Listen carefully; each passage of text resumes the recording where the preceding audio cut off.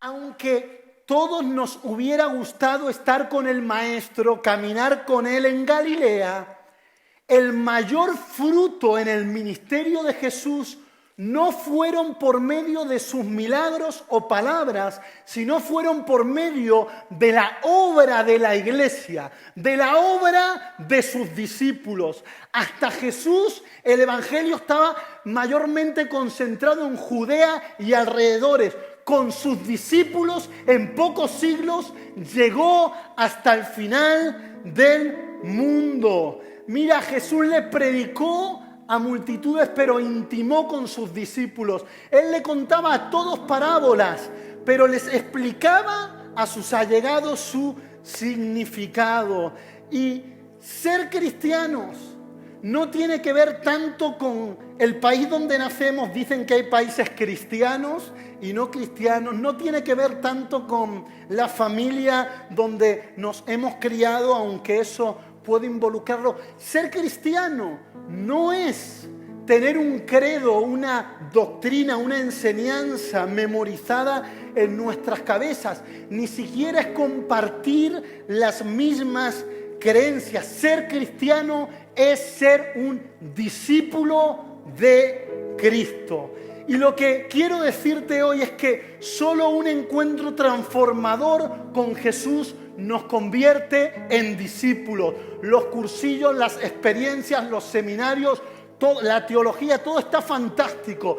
Pero la línea de salida al discipulado cristiano, a ser un seguidor de Jesús, es un encuentro con Él. Un encuentro con Él. Y te voy a invitar a que vayas a Lucas capítulo 5, versículo 1. Señor Jesús, en esta hora, gracias por tu fidelidad, por tu misericordia, por las cosas que has hecho en el pasado, que haces en el presente y que harás en el futuro. Gracias porque nos has llamado, has salido a nuestro encuentro y tenemos el privilegio de ser hijos, de ser discípulos. Pido que esta palabra pueda penetrar hasta lo profundo. Yo estoy limitado, yo simplemente soy una voz, tú eres el que hace la obra, Señor, oh Dios. Pedimos que tú nos marques, Señor, oh Dios, para tener ese encuentro contigo y vivir el ser discípulo tuyo de una forma intensa. En el nombre de Jesús, amén y amén.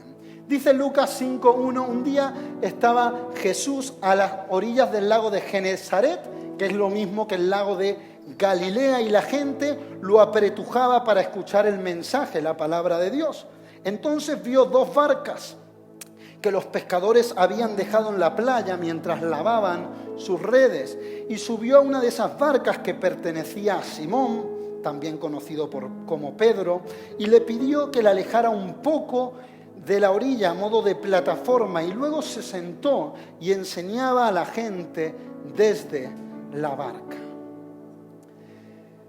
Mateo también habla de esta cena en el capítulo 4 y la resume mucho más brevemente. Dice que Jesús vio a Andrés y a su hermano Pedro y les dijo: venid en pos de mí y os haré pescadores de hombres. Y yo por mucho tiempo creí que esta escena que veremos a continuación fue el primer encuentro de Jesús con Pedro. Fue el momento donde ellos se conocieron, ¿no? Jesús sale al encuentro, ve a Pedro y al conocer a Jesús, ¡pumba! De repente, leeremos a continuación, deja sus redes, lo deja todo y empieza a seguir a Jesús. Pero realmente Lucas capítulo 5 o Mateo 4 hablan del primer encuentro que Pedro tuvo con Jesús.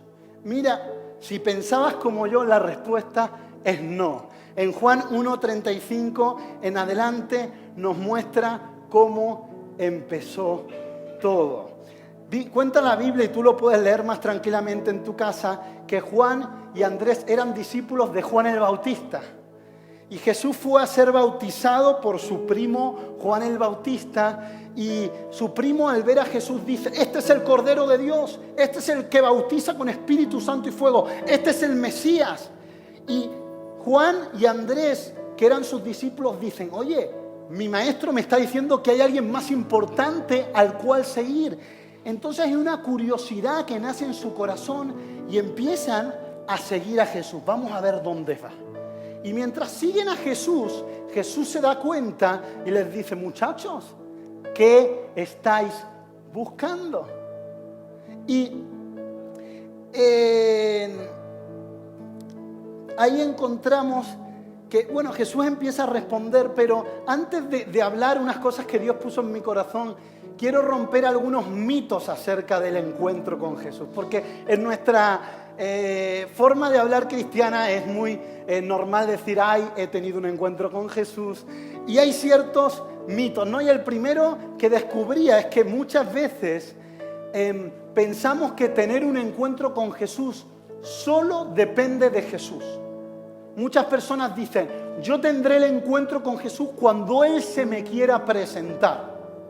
Sin embargo, si vamos a Juan capítulo 1, nos damos cuenta que no fue Jesús quien siguió a Juan y Andrés, a los primeros discípulos, sino que fueron los discípulos quienes fueron atraídos por Jesús para seguirle. Es verdad, Jesús no estaba allí por casualidad. Jesús pensó en ese lugar para precisamente tener esa cita, ese encuentro divino, pero hay que entender que un encuentro con Jesús es un encuentro correspondido, es un encuentro que nosotros en cierta forma podemos provocar. Ellos le preguntaron: ¿dónde moras? Ellos le dijeron: Jesús, ¿dónde vives? ¿Dónde puedo ir para seguir escuchándote? ¿Dónde puedo instalarme para ser un discípulo tuyo? Y el encuentro con Jesús es algo que se busca. ¿Te acuerdas de Bartimeo? Jesús, hijo de David, ten misericordia de mí. Y yo te invito, al pensar en un encuentro con Jesús, a buscarlo activamente, a no esperar ser secuestrado. Algunos quieren que el Espíritu los tome. Si Dios quiere hacer algo, que me lleve. Que se le aparezcan un coro de ángeles, si cantan canciones gospel mejor, que son más bonitas, y ahí creeré. El ángel Gabriel, por lo menos, si no Miguel, que es el suplente. Pero aquí el Señor se manifiesta y ellos, ese hambre que es despertada en su corazón, la persiguen, avanzan sobre ella. Y Jesús les dijo: venid y ved. Y Jesús está diciendo hoy a todos nosotros y a Marbella entera: ven y ve. Yo quiero mostrarme, yo quiero tener un encuentro contigo. Un encuentro con Jesús no solo depende de Jesús, depende también de nuestra actitud. Otro mito en torno a un encuentro con Jesús es que si Dios quiere encontrarse conmigo, yo no quiero que utilice a nadie, sino que me lo diga directamente. Yo he visto muchas personas en eventos grandes donde se llama adelante a pasar para que oren por uno, decir: no, yo me quedo aquí, que si Dios me hable, que me hable desde mi sitio, porque Dios está aquí al igual que está allí. Y es verdad que Dios está en todos lados, pero Dios se complace en utilizar a otras personas. ¿Sabes cómo llegaron los primeros discípulos a Jesús, que fueron Juan y Andrés? A través del testimonio de Juan el Bautista. ¿Sabes cómo llegó Pedro a los pies de Jesús? A través del testimonio de su hermano Andrés. Y Jesús, aunque puede manifestarse directamente, Él se complace de hacerlo a través de otras personas. Es verdad que una persona nos presenta a Jesús y luego hay un momento de intimidad donde estamos solo Dios y nosotros, pero Dios utiliza a las personas. De hecho, muchas veces oramos para que Dios se revele a la vida de fulanito y Dios nos dice: mi hijo, yo te envío a ti.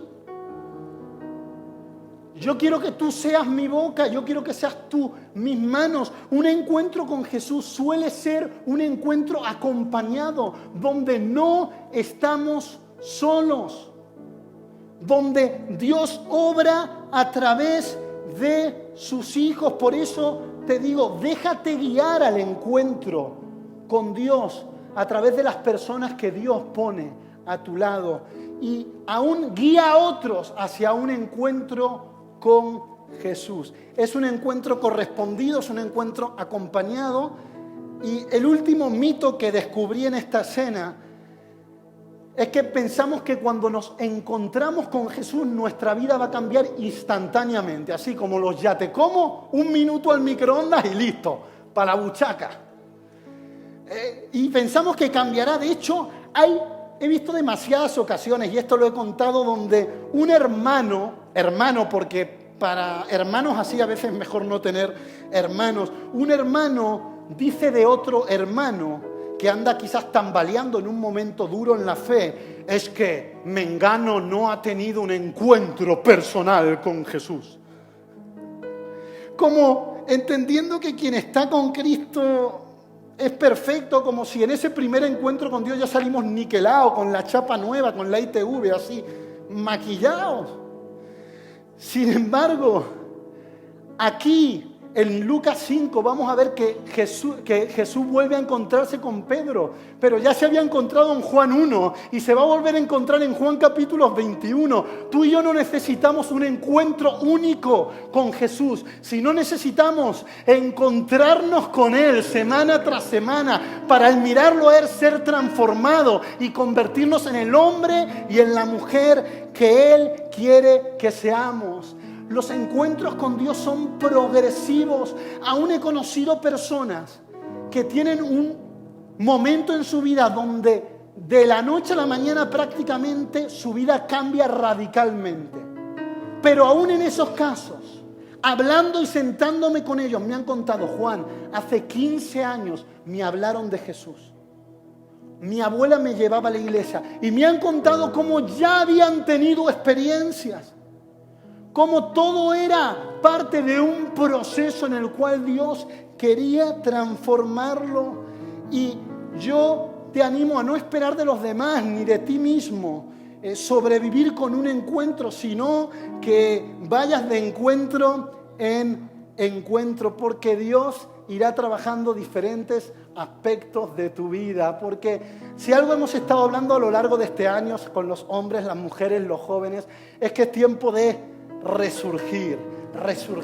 Y si uno lee la historia de la iglesia, se da cuenta que los grandes avivamientos y cambios no se produjeron porque llegaron doctrinas nuevas, enseñanzas nuevas, nuevas revelaciones, sino que cada transformación que la iglesia ha sufrido, cada levantamiento que ha sufrido, ha tenido que ver con volver a la esencia, volver a la palabra, volver a la presencia, volver a la oración, volver al encuentro con Jesús. Con Jesús. Pedro se había encontrado con Jesús, pero en Lucas capítulo 5 Jesús vuelve a encontrarse con Pedro. Le dijo: Pedro, préstame la barca que tengo que predicar. Porque a veces Jesús nos pide algo con tal de tener una excusa para encontrarse con nosotros. Yo he conocido gente que le anda huyendo así a Jesús y de repente alguien de su entorno dice: oye, tú a veces vas a la iglesia, ¿no? Tú eras cristiano, me dijiste ahí hace 5 años. Algún día me dijiste: llévame, por favor. Y Dios utiliza una persona que no cree para acercar a un hijo. Y Dios, si aparece a Pedro, le pide su barca porque Él quería tener ese encuentro en la orilla de su vida. Y Dios, a través del encuentro, lo quería desafiar. Dice el versículo 4, cuando acabó de hablar, le dijo a Simón: lleva hacia las aguas más profundas la barca y echen allí las redes para pescar. Maestro, le responde Pedro, hemos trabajado duro toda la noche y no hemos pescado nada, pero como tú me lo mandas, echaré las redes. Y el contexto, ¿qué estaba ocurriendo aquí? Habían pescado durante todas las noches, seguramente unas 14 horas. en el mar de Galilea intentando por lo menos pescar un chanquete. Después de las 14 horas no habían pescado nada. Pero después de esas 14 horas aparece Jesús muy simpático. Oye, ¿me dejas predicar en tu barca? No he desayunado, estoy cansado. Venga, ¿cuánto va a durar la prédica? 45, 1 hora, Pedro, venga, 1 hora. Y ahí Pedro, durmiéndose, fue al chino, compró un Red Bull, se tomó el Red Bull, intentando aguantar que termine la predicación de Jesús. Y de repente están en la oración final, ya va a terminar, gloria a Dios. Y cuando termina le dice, chicos, ¿qué les parece si salimos a pescar? 14 horas, me aguantó la predicación entero, que al final fue de 1 hora y media. En el peor momento, Jesús le pide algo, Jesús le desafía y mira, Jesús quiere manifestarse a nuestras vidas, quiere encontrarse con nosotros para desafiarnos ¿a qué? A vivir por encima de nuestras circunstancias o experiencias. ¿Qué estaba marcando el presente de Pedro? El cansancio, la frustración, el fracaso, la limitación. Eso estaba marcando, esos eran los sentimientos que albergaba el alma de Pedro. Sin embargo, Dios les dice, sal a pescar. Esto desafiaba aún también su lógica, porque Pedro era un marinero experto y sabía que de día es mucho más difícil que pescar, que de noche, que cansado es más difícil pescar que fresco. Sin embargo, cuando era una auténtica locura, Dios le dice, para adelante, le dice, ve a aguas más profunda. Y entiendo que hay un desafío para nosotros hoy como iglesia, para ti, para mí, como sus discípulos, a ir a aguas más profundas. ¿Por qué hay personas que se alejan de Dios? Porque están en aguas muy superficiales, porque no han enraizado su vida en Cristo. Y la pandemia es una oportunidad para ir hacia aguas más profundas. Cuando no tienes respuesta, cuando tus recursos se acaban, es una oportunidad para ir hacia aguas más profundas. Cuando no entiendes lo que te está sucediendo, cuando tus planes se van al garete, es una oportunidad para ir a aguas más profundas. Y Dios quiere encontrarse contigo para desafiarte a ir a más, para desafiar tu comodidad. Tu comodidad.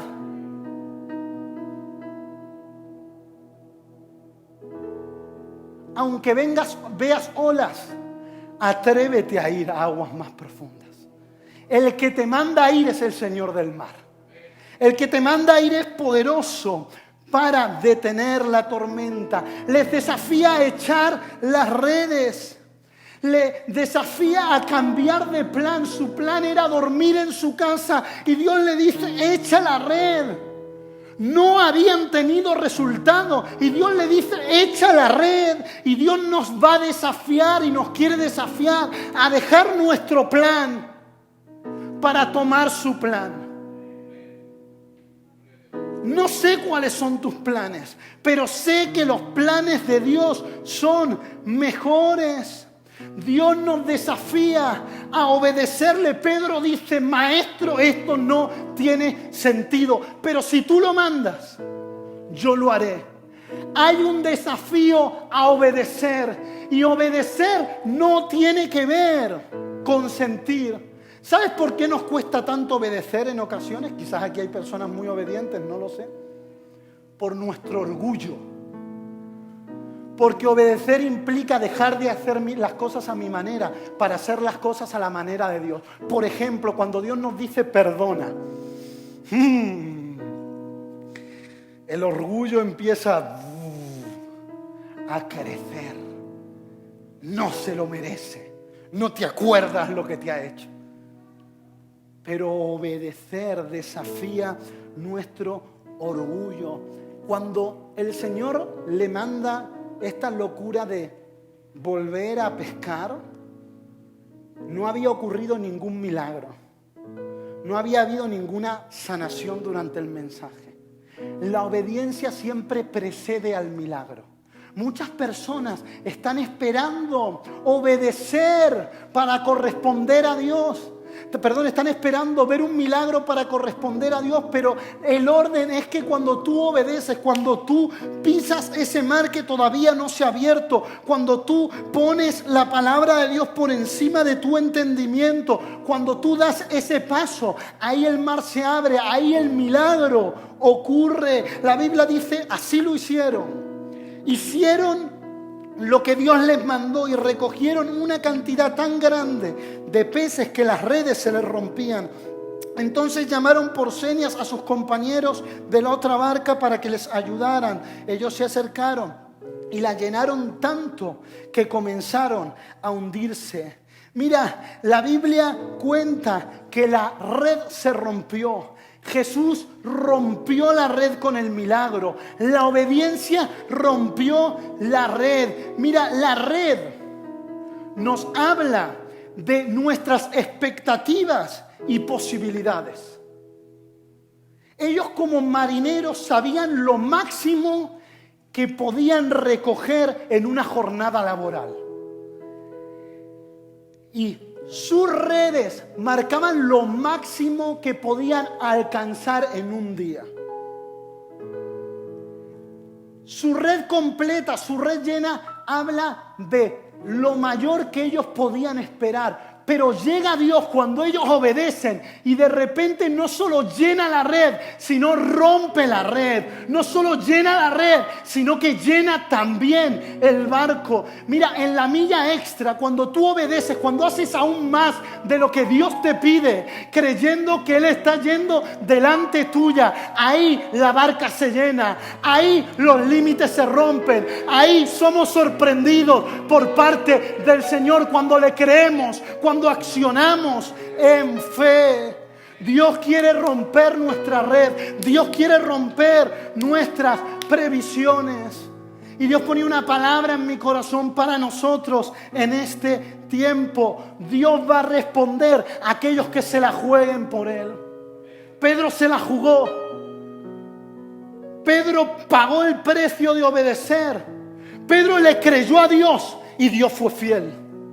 Y los que aquí en Marbella no juguemos según las reglas de este mundo, no sigamos la corriente que vemos en la multitud, los que aquí pongamos la voz del Señor por encima de las otras voces y nos la juguemos por Dios, veremos cómo Dios se la juega por nosotros, veremos cómo Él envía todo lo necesario, veremos cómo Él cuida de nuestras casas, lo veremos, lo veremos.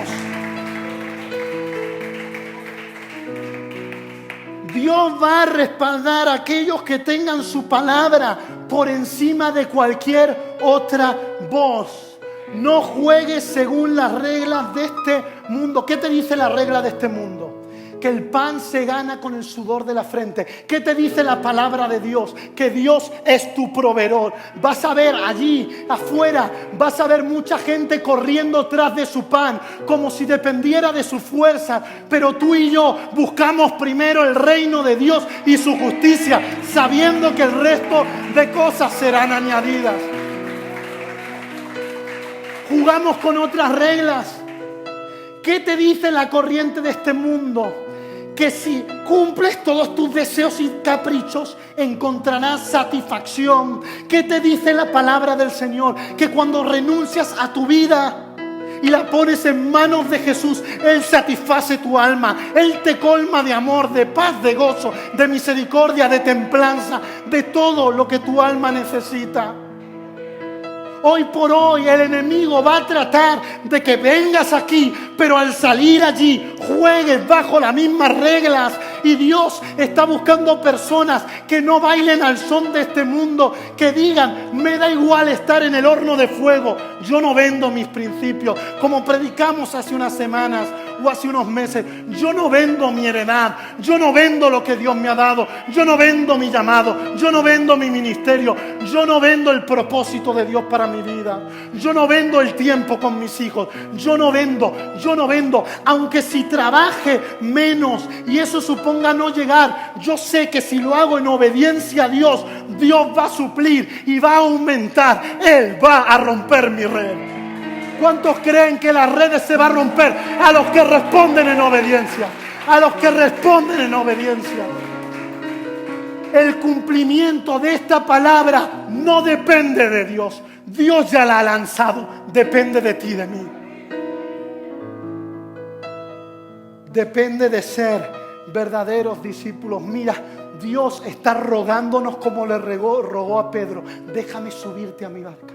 Déjame subirme a tu barca. Déjame tomar el timón de tu vida. Déjame, quiero desafiarte. Quiero sorprenderte. Quiero revelarme a tu vida. ¿Qué ocurrió cuando Pedro vio algo que no había visto en años en su profesión como pecador? Cae de rodillas, versículo 8, delante de Jesús y le dice: apártate de mí, Señor, porque soy pecador. Él y todos sus compañeros estaban asombrados de esa pesca, como también lo habían estado Jacobo y Juan, hijos de Zebedeo, que eran socios de Simón Pedro. Y le dijo: no temas, desde ahora serás pescador de hombres. Mira, Pedro, más que sorprenderse por el milagro, se sorprendió por el Jesús que estaba obrando el milagro. Escucha bien, Pedro no cayó de rodillas y gritó: voy a poder pagar la hipoteca. Es el mejor día de trabajo de mi vida. Él no gritó diciendo: mis sueños se han cumplido. Él de repente dijo: esto no lo he visto en mi vida. Pedro tenía a Jesús como maestro, como rabí, pero de repente al ver el milagro se dio cuenta que el que estaba delante suya no era solo el rabí, era el Mesías, era el Cristo, era el Salvador del mundo, era el Hijo de Dios, era el Todopoderoso. Pedro no se fascinó por el milagro, se fascinó por Jesús. Hay muchos fascinados por los milagros, pero tú y yo estamos llamados a fascinarnos de Jesús, a enamorarnos de Él. Mira, a menudo con el transcurso de los años como cristianos cubrimos a Jesús con capas, con prejuicios, conceptos que teníamos dentro, con lo que dice la religión, con lo que dicen otras personas, y los cubrimos de tantas capas que dejamos de verlo claramente tal cual es. Y Dios quiere revelarse, quiere aparecer desnudo, lleno de gracia y de verdad. Quiere aparecer de tal manera que nos fascinemos. ¿Sabes qué? Si tú y yo no estamos fascinados hoy por Jesús, es que no lo estamos viendo tal cual es. Es que lo estamos viendo con unas gafas sucias. Y Dios hoy quiere limpiar nuestras gafas. Si hoy tú y yo no nos sentimos pletóricos de amor de Jesús, es que no estamos viéndolo tal cual es. No lo digo para juzgarte, sino simplemente para invitarnos a descubrirlo tal cual es. Y cuando ocurre esto, solo podemos caer postrados. Cuando vemos a Jesús, nos vemos a nosotros mismos. Algunos dicen: mírate a ti mismo para descubrirte. Mentira, solo vas a engañar, vas a encontrar confusión y engaño. Mira a Jesús, que cuando miras a Jesús te puedes ver claramente. Pedro pensaba que era de los mejorcitos de su barrio, pero cuando vio a Jesús descubrió que era pecador, descubrió que él por sí mismo no merecía la gracia de Dios. Y este es el camino para arrepentirnos y ser llamados hijos de Dios. Pero también en medio de ese sentimiento el diablo aparece. En medio de ese sentimiento donde la gloria de Dios se hace asequible, se hace manifiesta, va a haber una voz del diablo, de nuestra conciencia, con pensamientos condenatorios, pensamientos que nos alejan de Dios. Esos mismos pensamientos hicieron que Pedro grite: apártate de mí. Él era pecador, pero Dios quería que se acerque a él. Sin embargo, él dijo: apártate de mí. Pero me encanta esto. Jesús no lo apartó. Jesús le dijo: Pedro, no temas. Pedro, no temas.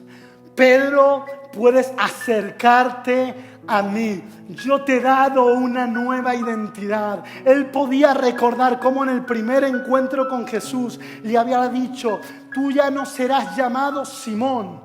No serás llamado un junquillo que va y que viene. No serás más una persona inconstante. Serás llamado Pedro. Serás llamado roca. Serás llamado piedra.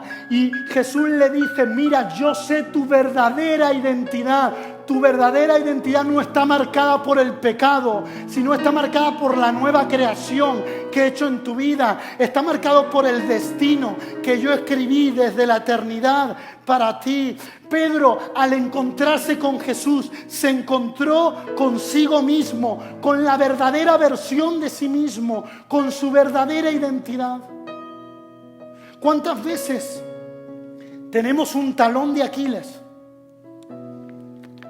Un aguijón en la carne, un enviado de Satanás para que nos abofetee.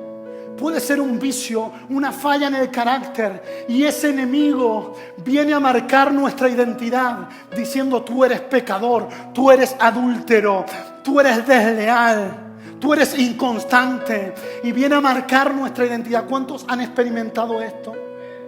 ¿Sabes qué? Dios, conociendo nuestro pasado, nuestro presente y nuestro futuro, Él nos dice: yo te veo como una roca. Yo no estoy viendo tus limitaciones. Yo estoy viendo lo que he determinado desde la eternidad. Pedro fallaría, pero Jesús siempre lo vería como una roca, como su siervo, como su apóstol, como su escogido. Y sospecho, y he venido predicando acerca de temas semejantes a este hace unas semanas, que en este tiempo el diablo está intentando destruir nuestra identidad en Él. Y tú y yo vamos a acudir a ese llamado para tener un encuentro con Él, para tomar de su presencia esa identidad que está marcada por la eternidad, que no depende de lo que otros digan. A Jesús le dijeron de todo, pero su identidad estaba marcada por lo que el Padre decía de Él. Esto es muy loco. Pedro negaría a Cristo. Pedro sería utilizado por Satanás, pero Jesús seguía declarando que Él era una roca. Esto es muy loco.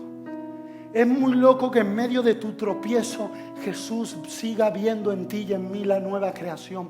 Pero Él funciona así. Yo te invito a dejarte rodear por esa gracia, a dejar que Él cubra tus harapos y te cubra de favor. Hay una escena en una recreación de Don Quijote de la Mancha, una película, y presentan cómo aquel que se hacía llamar Don Quijote va a un lugar de mala muerte y ve a una ramera, a una prostituta, a una mujer de mala fama. Y este hombre, preso de su imaginación, la ve como una doncella hermosa. Y le dice: Dulcinea, amor mío. Y la mujer no puede creerse que alguien esté viendo en ella valor. Y de la misma manera Dios dice: escuadrones del Dios viviente, amados míos, limpios por la sangre de Cristo, valerosos.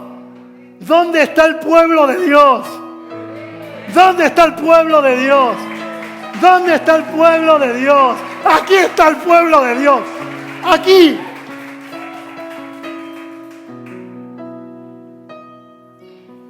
Tú y yo somos la Dulcinea del Señor. Cuando el diablo te susurra: no eres amado, Dios te está gritando cuando te ama. Dios te dice: no temas. Y déjame decirte algo. La semana pasada, y voy a abrir mi cerebro por un momento. Si lo abro más tiempo no es sano para ustedes. Antes de la reunión, bueno, justo ese día, unos días atrás, mi mujer no se sentía bien y al consultar por la consulta telefónica le recomendaron hacerse una prueba de COVID. Entonces Lógicamente hay que ser responsables, más entendiendo nuestra responsabilidad. Y aunque los síntomas no eran exclusivamente de COVID, fuimos a hacerla, esperamos, fue una espera tortuosa, había demasiada gente. Y en esa espera, en un momento, un instante, de repente empecé a ver todo lo que iba a ocurrir si daba negativo. Primero me creí que iba a dar positivo, perdón.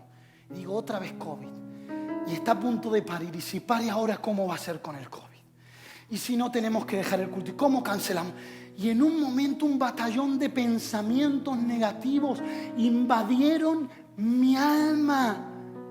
Pensamientos catastróficos. Todavía no había recibido el resultado. De hecho, el resultado fue negativo. Por eso yo pude venir a la reunión de esta tarde, aunque ella quedó recuperándose.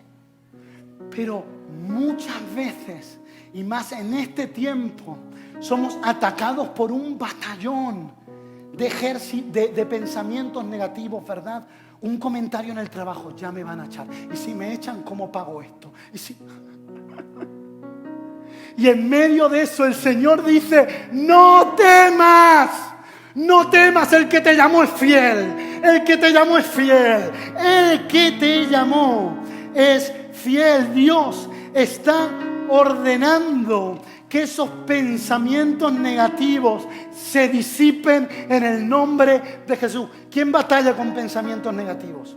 Levanta. Señor Jesús, en esta hora ordenamos que esos pensamientos negativos desaparezcan. Vienen pensamientos de pan, de bien, vienen pensamientos tuyos. En el nombre de Jesús, de prosperidad, de abundancia, de salud. Aún en medio de las tribulaciones, viene la convicción de que tú le estás dando vuelta todo para nuestro bien. En el nombre de Jesús. Dios viene a nuestro encuentro para revelarse, para poder descubrir quiénes somos. Y también Él quiere revelarnos su propósito, porque cuando encontramos a Jesús, encontramos, y escucha bien, su propósito. Su propósito. Mira, quien vive en intimidad con Jesús no puede vivir para sí mismo. Es imposible permanecer en intimidad con Dios y ser nosotros el centro de nuestra vida. Dios, cuando escoge a sus apóstoles, lo escoge para que estén con Él y para que prediquen el Evangelio. Y Jesús toma a Pedro y no solo lo libera del estigma del pecado, no solo le da una nueva identidad, sino que le regala un sentido de existencia. Dios dice que haría de ellos pescadores de hombres. Encontrarse con el propósito de Dios no es descubrir lo que tú puedes hacer para Dios. Es descubrir lo que Dios puede hacer a través de tu vida, que es diferente. Es descubrir en lo que Él te puede transformar. Seguir a Jesús, ser sus discípulos, es vivir para lo que Él vivió, para rescatar al perdido. Mira, no se trata ser discípulo de que Jesús sea nuestro seguidor y que nos apoye en medio de todos nuestros proyectos. Así no funciona. Ser discípulo es yo seguir a Jesús y yo hacer de su misión, de su proyecto, mi misión. Esa es la única forma de ser discípulos. Por eso el Señor les dice, ya no soy pescadores de peces. Yo estoy haciendo algo mayor. Vosotros sois pescadores de hombres. Ya no sois panaderos. Vosotros sois distribuidores del pan de vida que descendió del cielo. Ya no sois hombres de negocio. Ustedes sois administradores de los negocios celestiales. ¿Cuál es la diferencia? La diferencia está en la perspectiva, en entender que más allá de lo que hagamos, vivimos por un propósito mayor. Pedro tenía que entender que Dios quería que su trabajo trascienda lo temporal, que lleve fruto eterno. Y la pregunta es, ¿qué efecto tiene lo que hacemos en la eternidad de las personas? Hay que trabajar, hay tareas rutinarias que hay que hacer, pero ¿qué efecto va a tener mi lunes en la eternidad de las personas? ¿Dónde está el foco en medio de lo que hago? En medio de mi trabajo, mi familia, aún mis hobbies. Mi foco en medio de mi trabajo, aunque sea dispensar comida en un supermercado, está en que vidas sean transformadas para la eternidad o solo está enfocada en sobrevivir. Tristemente, yo muchas veces pierdo el foco y creo que soy pescador de peces, ganador de euros, un superviviente en medio de este mundo perverso, olvidando que hay un efecto en la eternidad de todo lo que yo hago. Dios nos está llamando a dar de lo que hemos recibido. Ellos eran aprendices, discípulos, pero el Señor los enviaba como embajadores, como apóstoles, como enviados. Y es el tiempo de entender que estamos aquí para bendecir a otros, para salvar almas. No estamos aquí para hacer plata. Hay que trabajar, trabajemos como honrando a nuestro Dios.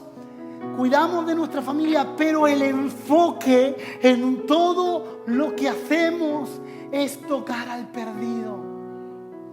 Dice que llevaron las barcas a tierra, dejándolo todo, siguieron a Jesús. Y a veces dejarlo todo no implica dejar el trabajo, pero sí hay que dejar un enfoque de vida centrada en nosotros mismos para abrazar el propósito de Dios. Hay muchos que se detienen en que Dios cumpla mis sueños y el camino es: yo cumplo el sueño de Jesús y de camino Él sacia los anhelos de mi corazón. Ese es el camino. En Zimbabue encontraron en el escritorio de un joven pastor que había sido martirizado, muerto por predicar a Jesús, la siguiente carta. Y yo te invito a que cierres tus ojos. Soy parte de la hermandad de los sinvergüenzas. Tengo el poder del Espíritu Santo. La muerte fue echada. Me he parado en el límite, tomé la decisión. Soy discípulo de Él. No voy a mirar atrás. No voy a amainar, frenar, detenerme, ni quedarme quieto. Mi pasado fue redimido. Mi presente tiene sentido. Mi futuro es seguro. Ya se terminaron para mí los bajos estándares de la vida. El caminar por fe, las rodillas lisas, los sueños descoloridos, las visiones aburridas, las charlas de este mundo, las dádivas baratas y los objetivos pequeños. Yo no necesito preeminencia ni prosperidad, posición, ascensos, elogios ni popularidad. No tengo que ser correcto, ni el primero ni el mejor, ni reconocido ni alabado, ni respetado ni recompensado. Ahora vivo por fe, recostado sobre su presencia, camino con paciencia. Me levanta la oración y hago mi tarea con poder. Mi rostro decidido, mi marcha rápida, mi meta el cielo, mi sendero angosto, mi camino difícil. Mis compañeros son pocos, mi Biblia es confiable, mi misión es clara. No me pueden comprar, ni comprometer, ni desviar, ni tentar, ni torcer, ni engañar, ni retrasar. No voy a flaquear ante el sacrificio, ni voy a dudar ante la presencia insistencia del enemigo. No voy a complacer a la popularidad, ni deambular ante los laberintos de la mediocridad. No voy a retirarme, callarme, ni ceder hasta que no haya permanecido en pie, conservado y elevado en oración, predicado por causa de Cristo. Soy discípulo de Jesús y debo seguir hasta que Él venga, dar hasta entregar todo, predicar hasta conocer, trabajar hasta que Él me detenga, y cuando Él venga en persona no va a tener ningún problema por reconocerme. Mi estandarte será claro: yo soy de Cristo. Yo te invito, con tus ojos cerrados, a tomar esta misma disposición. Dios quiere salir a nuestro encuentro.